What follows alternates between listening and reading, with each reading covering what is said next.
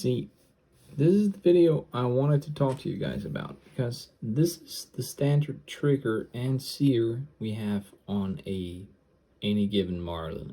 In my case, it's a Marlin 1895 from the old factory that I found. It's pretty beat up. It's yeah, previous owner hasn't been too nice to it. I bought it at an auction.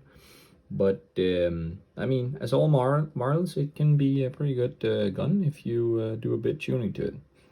One of the things I always hated was the trigger flop. And I mean, trigger flop is pretty inevitable unless you have a customized trigger on it. But I found my own way, and I've done this on quite a few guns. This is the 6th Marlin I own as of today, I guess. I don't have them all anymore. I usually pimp them up and sell them on, and find a new old rack, and then try to make that one pretty again. Sorry, got a bit of a cold nowadays. But anyway, as you can see, this is a standard sear and trigger, and I found a pretty sweet way to get rid of the Marlin Trigger Flop. And for those of you who wonder what the Marlin Trigger Flop is, now naturally I've taken this apart, I can't show you, but the point is a bit when the sear is engaged in the hammer recess, there's a little recess that you cut into it, the trigger can sit here and flop back and forth. It will sit inside the lever, or you know, the trigger part of the lever, and it can sit and do this flop. And does it do any harm? No, it's just annoying. But I found a way, and what you do is that you take a lighter, any given, you know, flint lighter, like this one, you know, any given lighter. And the point is that down below where you have the flint, I guess you call it a flint, at least you call it, do it in Danish. But down here you have a little, you know, a little flint sitting. And that one is pushed up by a spring. And this is the spring I have from such a lighter. And what you do is that you take the sear and put on here. And then you drill a small hole into the trigger here.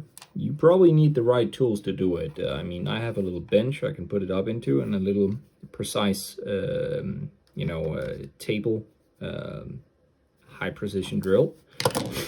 And then you drill a small hole, and I'll show you a picture of it. And the point is, I'll show you the next movie once I've done it. But then you have a small hole here where you put in this trigger, or this little spring. Naturally, it's not the entire spring. You cut off the spring, you have to find it yourself, but it's roughly this little length here. Let's see how are we talking about here if we take the caliber. I mean, it's about 5-6 millimeters. If I that's about 0.2 inches we're talking about in this range. So that's the part you cut off. Naturally, it's all up to you how much you want.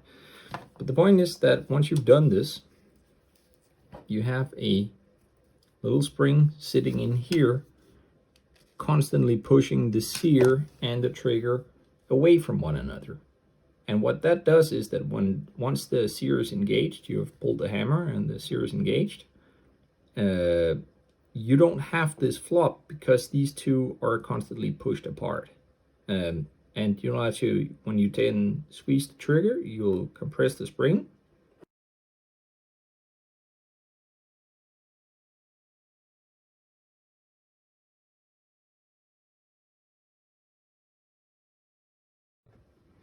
See, the way I put it back together is like this. I put down the sear here, and the trigger goes back in.